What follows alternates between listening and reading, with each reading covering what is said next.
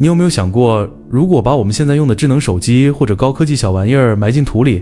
，2000年后的考古学家挖出来，他们能猜到这是幹嘛用的嗎？估計啊，他们也会和現在的專家一樣，抓破腦袋也想不明白。說實話，對於考古學家來說，在荒郊野外挖出一件寶貝，其實只算成功了一半。最折磨人的是，哪怕把東西洗乾淨擺在桌子上，甚至請來全世界最頂尖的同行，然而大家面面相覷，愣是沒一個人知道這玩意兒到底是幹嘛用的。這可不是開玩笑，近年來很多震驚世界的考古大發現，到今天依然是沒辦法破解的絕對禁區。今天這期視頻，咱們就來盤點幾個至今無解的超級謎團。看完之後，你可以在評論區留下你的腦洞，看看你能不能當一回神探。咱們先從一個聽起來有點搞笑，但細思極恐的物件說起。早在18世紀60年代，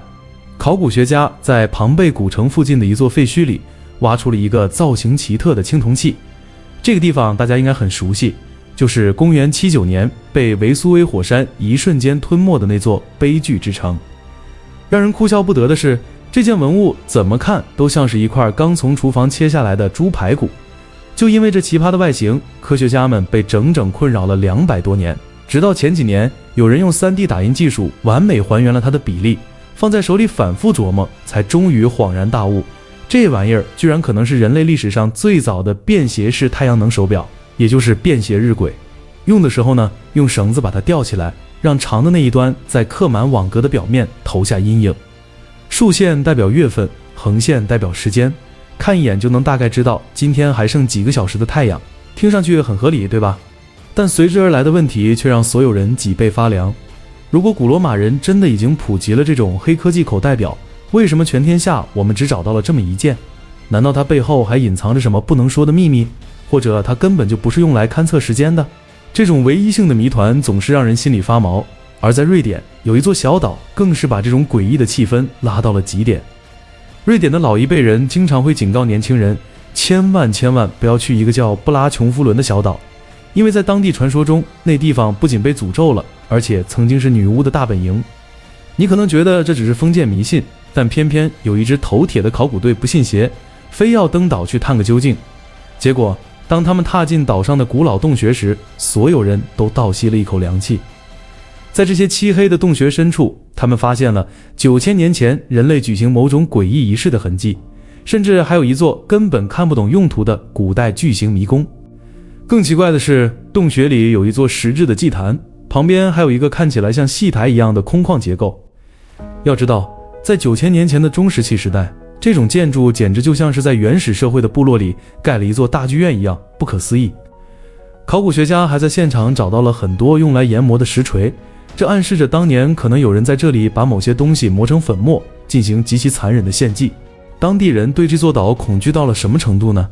幾千年過去了，那個由無數石頭擺成的巨型迷宮，居然沒有任何一顆石頭被偷走過，因為大家都堅信，只要碰了島上的石頭，就會招來無法擺脫的詛咒。不過和瑞典這座讓人不敢靠近的荒島相比，印度有一座神廟，天天人山人海，卻同樣藏着一個讓人聞風喪膽的禁地。這就是印度喀拉拉邦的帕德瑪納巴斯瓦米神廟。這座神廟古老到連歷史學家都查不出它的具體年代，只知道在公元6世紀的文獻裡，它就已經是個老古董了。真正讓全世界尋寶人發狂的是神廟地下的 B 號地宮，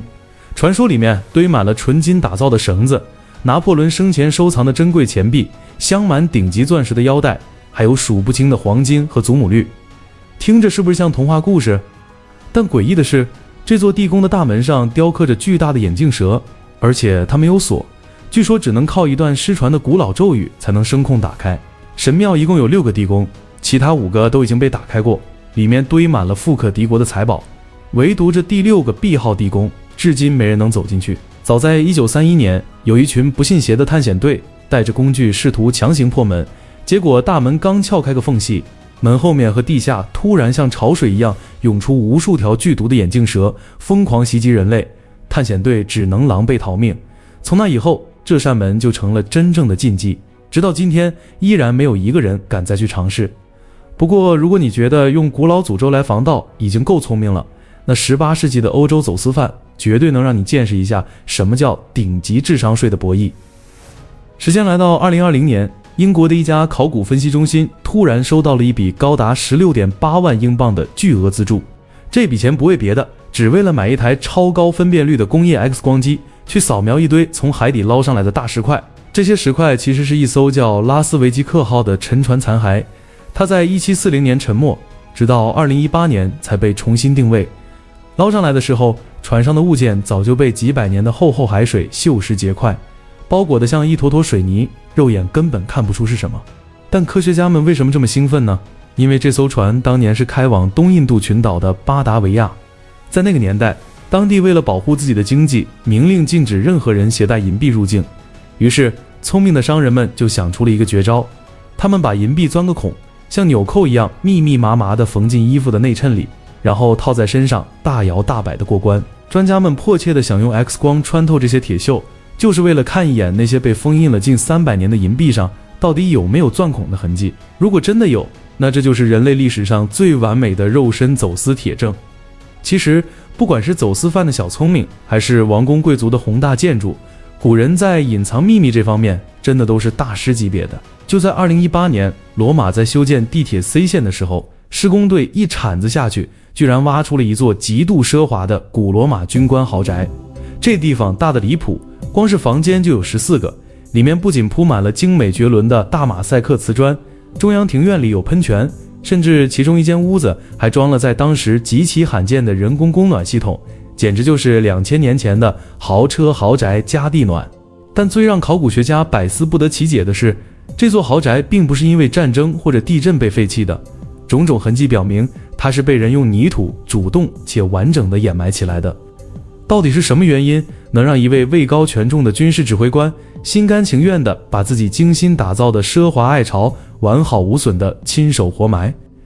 這個問題還沒來得及研究清楚，地鐵工程又必須在2022年前完工，考古學家們只能在現場和時間賽跑進行搶救性挖掘。不過好消息是，政府決定把這處遺跡的一部分直接保留下來，融入到未來的地鐵站裡，也算是讓現代通勤的打工人每天都能和這個未解之謎擦肩而過了。而相比於古羅馬人這種體面的告別，老挝戰巴塞的一塊石頭展現出來的氛圍可就詭異得多了。在當地著名的瓦普廟遺址裡，矗立着一塊外形極其詭異的巨石，大家叫它鱷魚石。你仔細看它，它確實像一隻趴在地上準備隨時撲咬的鱷魚，但如果換個角度，它又像一個張開雙臂、面目模糊的人類。這塊石頭大概在公元5世紀就已經存在了，那個時期的統治者剛好有非常殘忍的人祭習俗，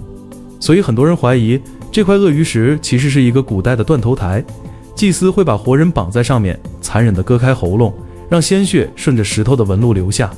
也有人覺得沒那麼恐怖，也許它只是一個用來收集雨水、淨化心靈的容器呢。可惜的是，我們在整個老撾甚至柬埔寨都再也找不到第二塊類似的石頭。它就像一個孤獨的秘密守護者，靜靜地站在廢墟裡，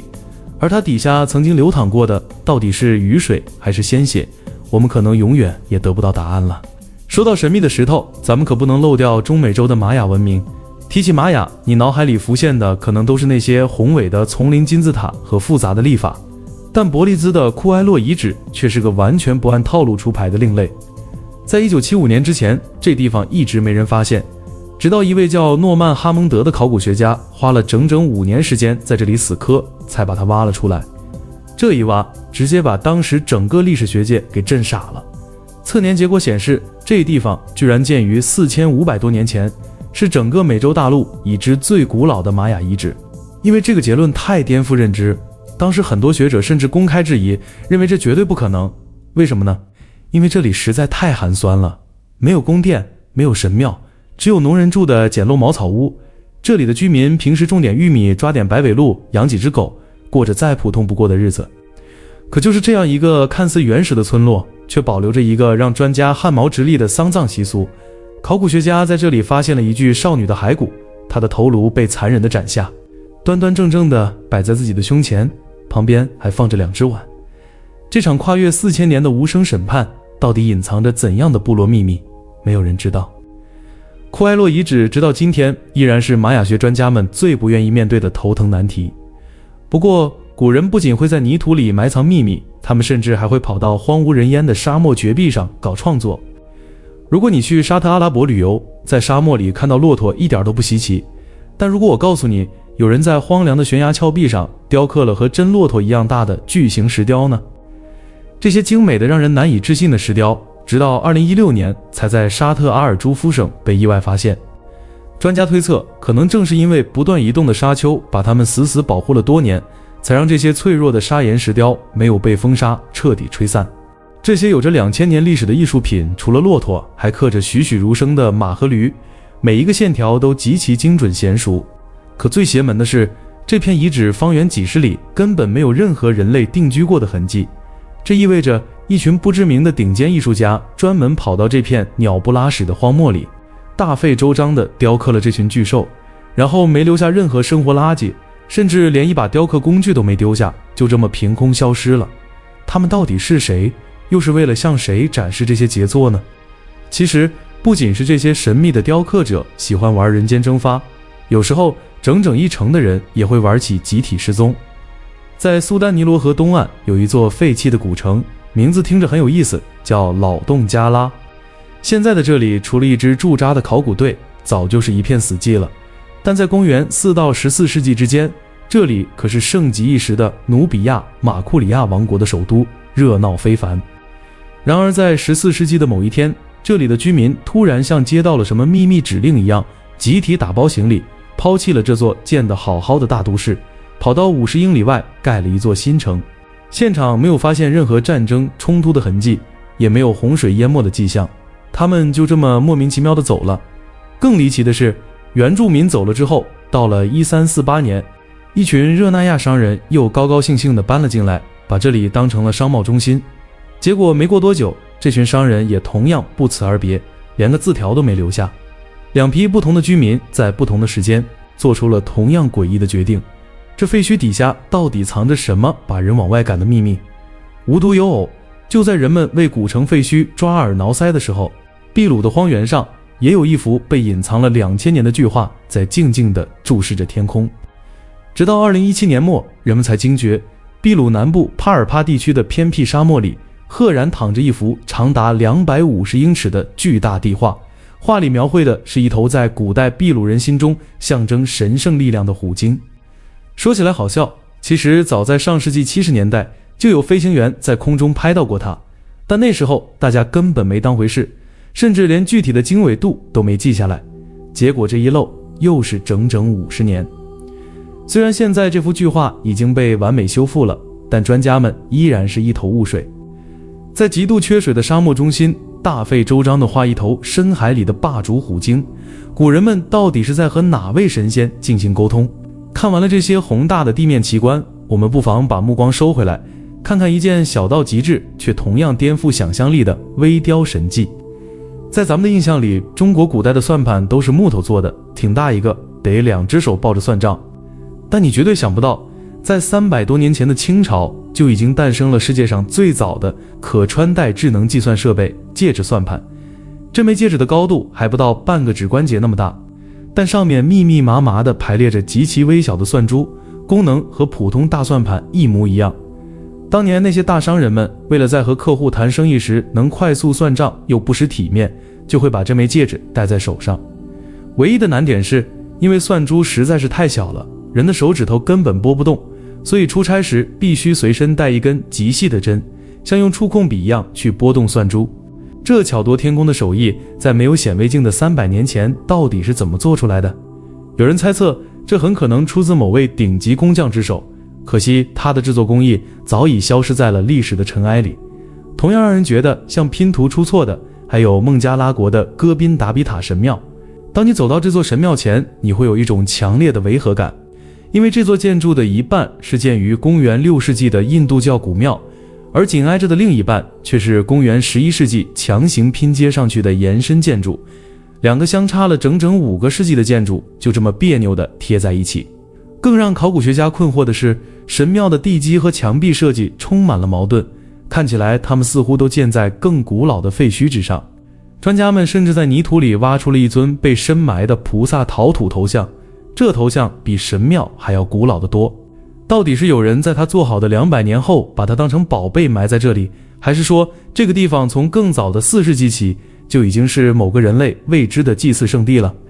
歷史的迷人之處就在於此，那些古人隨手留下或者刻意隱藏的痕迹，經過成百上千年的風雨，變成了我們今天永遠也拼不全的拼圖。也許有些謎團永遠保持神秘，才是他們最好的歸宿。好了，今晚的未解之謎就先聊到這裡。夜已經深了，閉上眼睛，去夢裡探索那些未知的古老世界吧。這裡是小哥睡前科普，我們下期視頻再見。